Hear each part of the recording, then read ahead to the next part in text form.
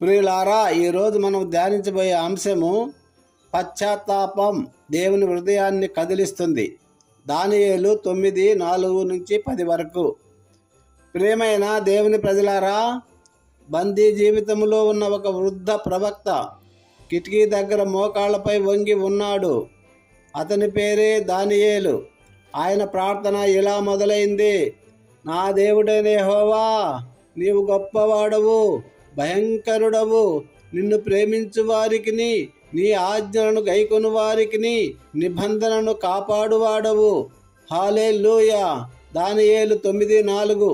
గమనించండి మిత్రులారా, ఆయన ప్రార్థన సమస్యతో మొదలుపెట్టలేదు. ఆయన దేవుని మహిమతో ప్రార్థనను మొదలుపెట్టాడు.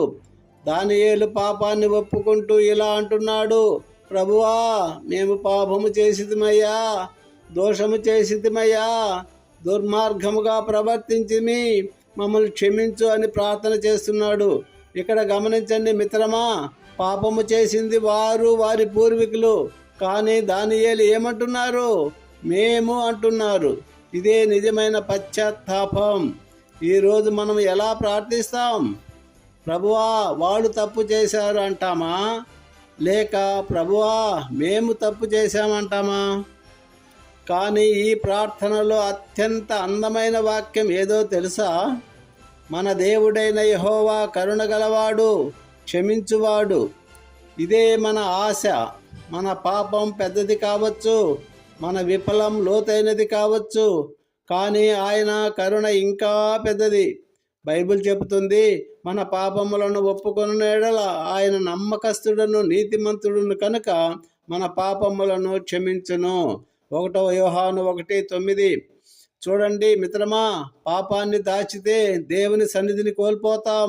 పాపాన్ని ఒప్పుకుంటే క్షమాపణ వస్తుంది. దానియేలు జాతి కోసం ఏడ్చాడు. ఈరోజు మనం ఎవరి కోసం మోకాళ్ళపై వంగాలి?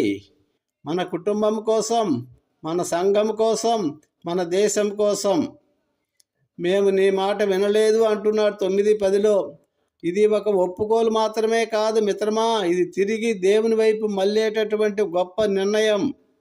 ప్రార్థన: ప్రభువా, మేము పాపము చేసితిమి, నీ వాక్యాన్ని వినలేదయ్యా, నీ దారిని అనుసరించలేదు ప్రభువా. కానీ నీవు కరుణగలవాడవు, నీవు క్షమించువాడవు. మా హృదయములను పరిశుద్ధపరచుము ప్రభువా, మా జీవితములను పునరుద్ధరించుము తండ్రి. నీ సన్నిధిలో మమ్మను తిరిగి నిలబెట్టుము. యేసు నామమున ప్రార్థిస్తున్నాము తండ్రి. ఆమేన్. Thank you Jesus. God bless you all.